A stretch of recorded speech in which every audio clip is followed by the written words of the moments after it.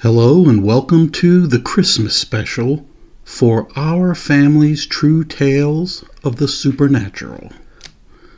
I'd like to share a few Christmas stories with you on the show today. Yet these stories might be a bit different than a lot of people would think. You see, there's a slightly different way of celebrating the holidays that I learned about several years ago. These were referred to in a popular Christmas song where a line mentions a rather peculiar phrase. The phrase in the song goes like this: "There'll be scary ghost stories and tales of the glories of Christmases long, long ago." This is from the song "It's the Most Wonderful Time of the Year." I believe that the reference to scary ghost stories referred to more than the story about Scrooge and his change of heart. I believe it refers to something else. You see, a long time ago, there was a tradition in Europe and Western Asia where they told stories at Christmas time. A good story was considered to be just as good as a great Christmas gift. Most of these stories were either ghost stories, eerie stories, stories of spiritual significance, or even inspirational stories. That's the same type of style that I try to use when I present many of my family stories in this series. I call these stories Our Family's True Tales of the Supernatural. I was thinking about making an elaborate CGI presentation of one of my favorite stories. It's a fictional ghost story. It's a story about something that happened to a man on Christmas Eve. Unfortunately, I think the story is copyrighted and I can't share it. I've seen narrated versions of the story on YouTube in the past, but it looks like they have all been taken down. I think they were all taken down due to issues with the copyright.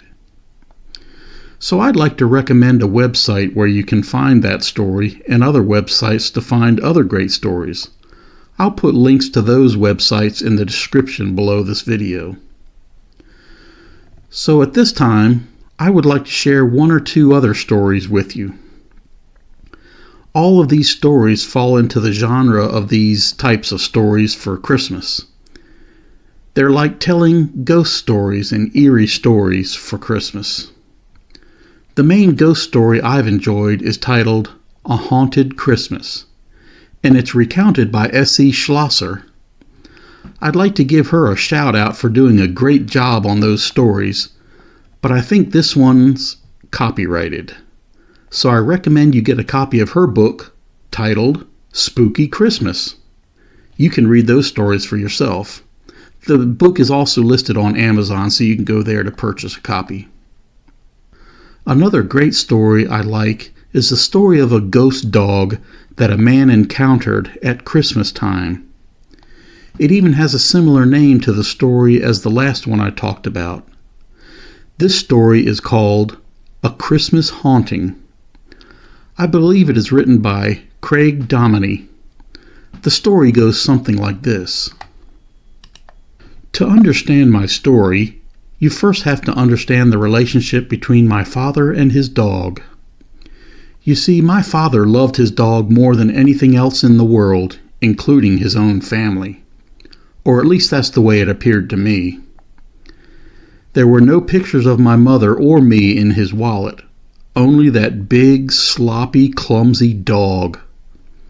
He took his dog everywhere he went, on family vacations, out in the fields, even to bed at night. He showered every ounce of love he had on that dog, and it made my blood boil. Back then, I was an only child growing up in a farmhouse deep in the South Georgia countryside. The wooden house sat at the edge of a thick forest that stretched on for miles. It was a drafty old place with high ceilings, cavernous hallways, and dark hardwood floors that creaked loudly with each footstep. My father was an ex-army colonel and a strict disciplinarian. He had a cold and stiff demeanor, as if some army trainer along the line had squeezed every ounce of emotion out of him. As the years passed, I grew more and more distant from my father. In fact, Sometimes I was downright scared of him, and I paid little attention to any awkward attempts he made to show his affection. But every human being needs an outlet for their emotions, so my father got something that wouldn't talk back or challenge him: a dog. As if by divine intervention, a stray black lab came bounding onto our property one day, wet and starving. After some half-hearted attempts to locate the original owners, my father named him Mac and welcomed him with open arms into our home. Mac constantly tried to play with me, jumping up on my lap, nudging me with a dirty tennis ball in its mouth, licking my face. But I shoved him away each time, sending him running back to my father. Over the years, Mac never seemed to get the message that I wanted no part of his affection. I even shut the door to my room to keep him out. When I was about 13 years old, Mac grew sick with cancer. My father watched in horror as his dog deteriorated before his eyes. Mac spent his days lying in the middle of our family room, panting and unable to eat, his sharply defined ribs heaving with each pained breath. When my father would reach down to pet him, a joyous recognition would flash in his eye, only to be extinguished by his agony. We had no choice. My father made the hardest decision of his life and had Mac put to sleep. After it was done, he wept and spent many hours alone. Each part of his daily routine, driving to the store, walking around the property, reading the paper in the morning, seemed empty without Mac around. But to be honest, I felt no sadness. Deep inside, I felt like we could now be a normal family with Mac out of the picture. One day, I walked into my parents' bedroom and noticed a strange wooden box sitting on my father's nightstand. It was nailed shut and had the name Mac engraved on a brass plate. When I confronted my mother about it, she rolled her eyes and told me the ghastly story. Shortly after Mac's death, my father had had him cremated and now kept his ashes beside the bed. Well, that was the last straw. My father couldn't stay away from that dog when he was alive, and now he was clinging to him in death. I simply could not live another moment with that dog in the house. So one night, when my parents were away, I grabbed a shovel, stole the box from their bedroom, and ran through the dark into the forest. I buried that box under a tree and covered it with pine straw. It was so far out in the woods that there was no way my father would ever find it. I knew I'd get the beating of my life when my father came home, and I didn't care.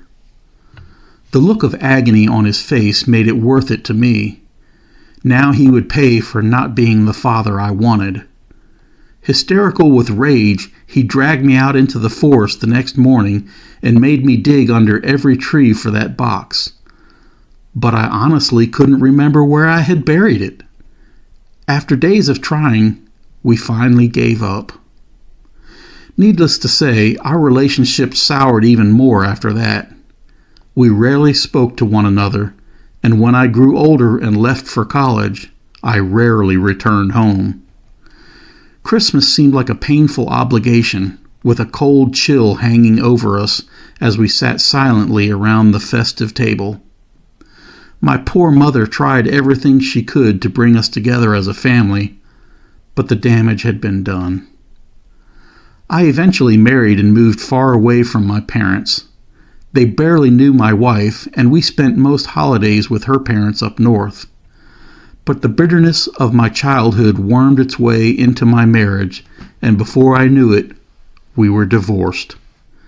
In the following years, my parents passed on, leaving the old family house cold and empty. I dreaded the Christmas season of 1985, for I knew that for the first time I would truly be alone. The sounds of Christmas cheer were like nails under my skin, and I drank heavily to block them out. So when I was asked one day to look after the old family house while it was being put on the real estate market, I quickly agreed. Perhaps deep in the country I could get away from all the bright lights and wretched merriment. What I discovered was that the old house was a dark crypt of painful memories. Although the outside was run down, everything inside was left as it was, as if my parents had suddenly been plucked from the earth by some unknown force. Fortunately, this only meant that my father's bar was still fully stocked. Without hesitation, I grabbed a bottle of scotch, made myself a fire in the old stone fireplace in the den, and drank myself to sleep. Sometime in the middle of the night, I was awakened by an odd thumping noise coming from upstairs. Thump, thump, thump, thump, thump, thump. The house was dark and cold, and my fire was long extinguished. In my drunken stupor, I had forgotten to leave any lights on, and now I was enveloped in the blackness. After an eerie silence, I heard the thumping again, this time sounding like something moving about in the upstairs hallway. The floorboards creaked under its weight. Thump, thump, thump, thump, thump, thump, thump, thump. I remembered that squirrels and other small creatures sometimes found their way into the house when I was young. But this sounded larger than a squirrel. The thumping sound descended the stairs and moved closer and closer toward the den. Thump, thump, thump, thump. Through my drunken haze, I recognized it as the rasp of claws on wood. I heard it enter the room, then stop. I fumbled around in the dark for a candle, found one on the mantel, and lit it. I scarcely believed my eyes. Sitting in the doorway, slobber dripping from the side of his mouth, was Mac, looking strong and youthful. He made no move toward me, but just stared at me with twinkling, excited eyes. After a long pause, he whirled around and ran out the door, barking loudly. I guess it crossed my mind that this was very strange, being visited by a dead dog in the middle of the night. But I found myself following him as he bounded through, and I do mean through, the front door. Before I knew it, we were running through the frosty night deep into the woods, the brittle pine needles crackling under my feet. My flickering candle cast strange shadows on the dark trees towering ominously overhead, as if they were encircling me for the kill. After what seemed like miles, Max suddenly stopped under one of the trees and began pawing at the ground.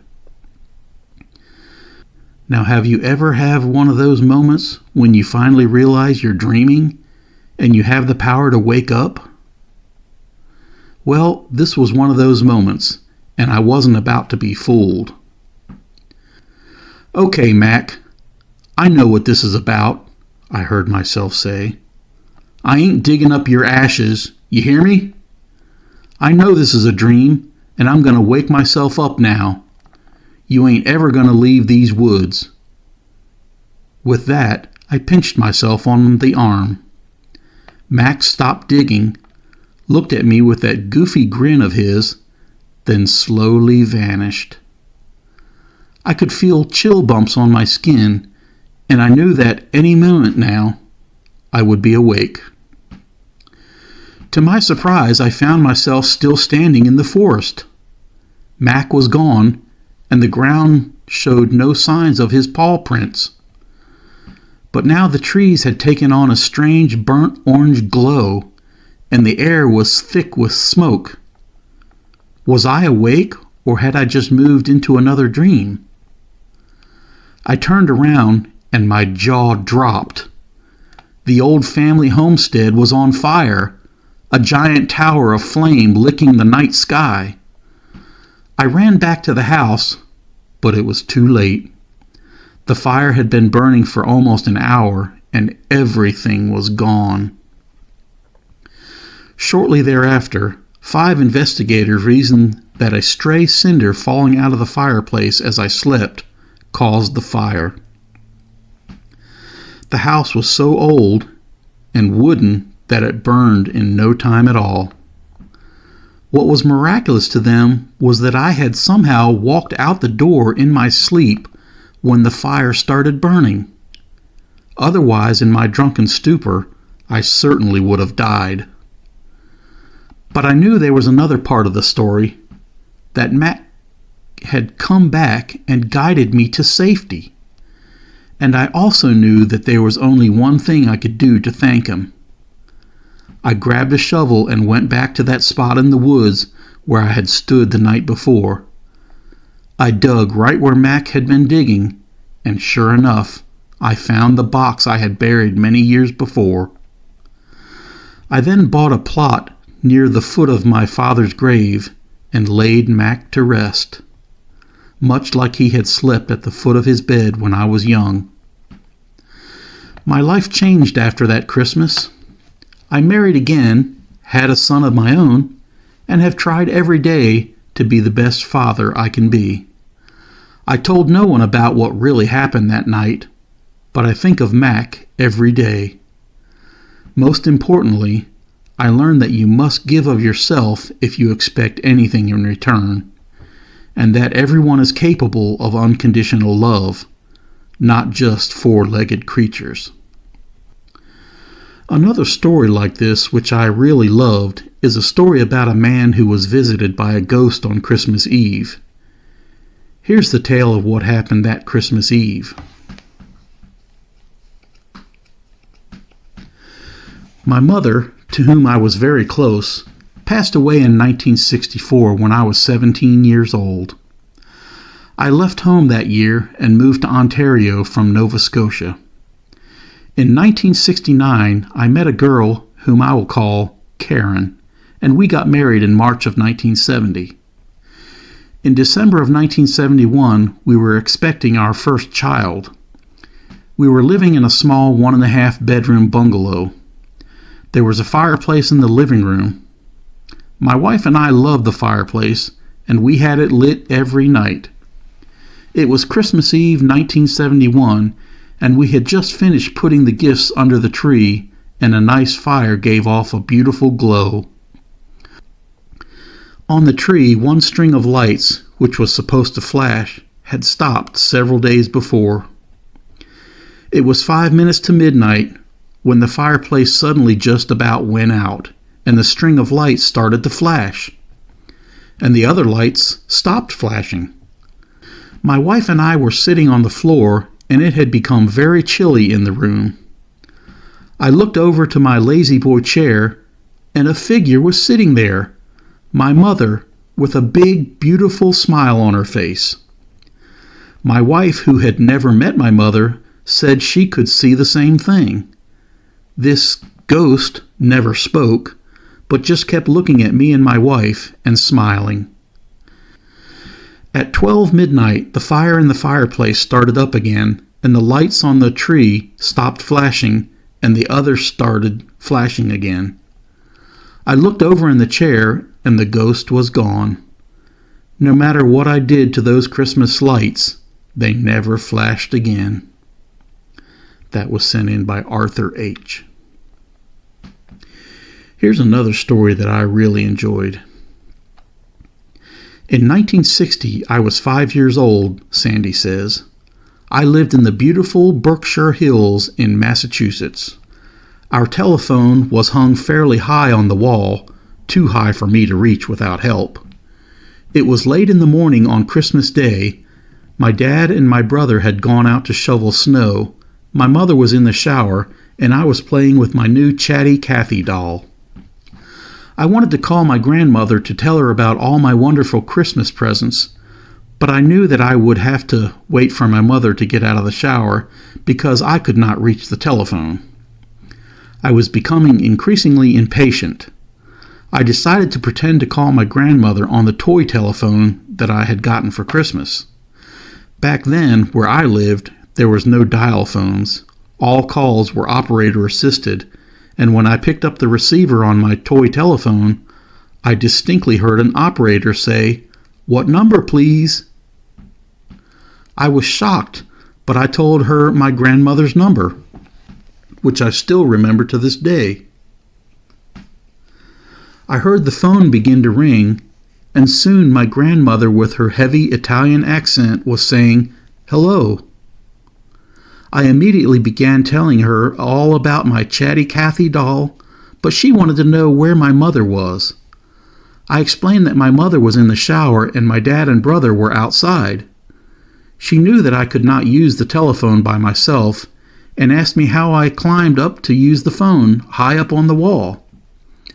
I explained that I had called her on my toy telephone. She laughed heartily before telling me to have my mother call when she got out of the shower. When my mother got out of the shower, I tried to tell her that I really talked to Grandma on my toy phone and that she wanted my mother to call her. My mother laughed like my grandmother did, but since I kept insisting that she call Grandma, she finally did. When she discovered that I had really talked to my grandmother, I got in big trouble. My mother insisted that I had somehow dangerously climbed the wall to use the phone. I insisted that I had called Grandma on my toy phone, and I got in bigger trouble for lying. I spent the rest of Christmas morning in my room, supposedly thinking about my dangerous antics and lying to my grandmother and mother. I was frustrated about that, but I couldn't help but smile over the fact that I had somehow called my grandmother on my toy telephone that Christmas morning.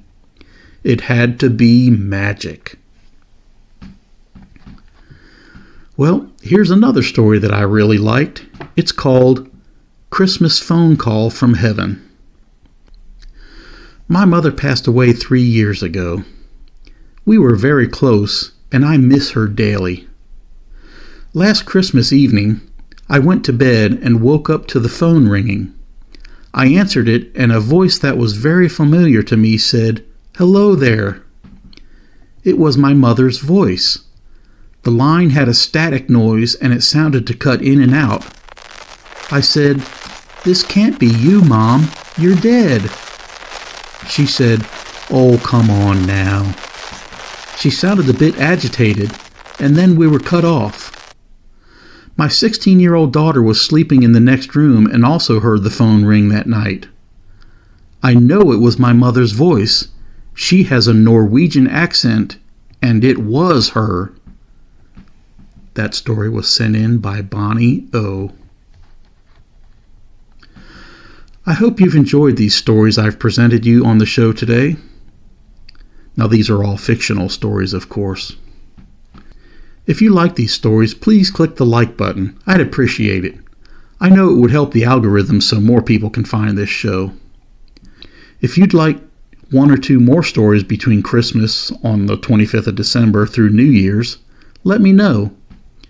Leave a comment down below this video.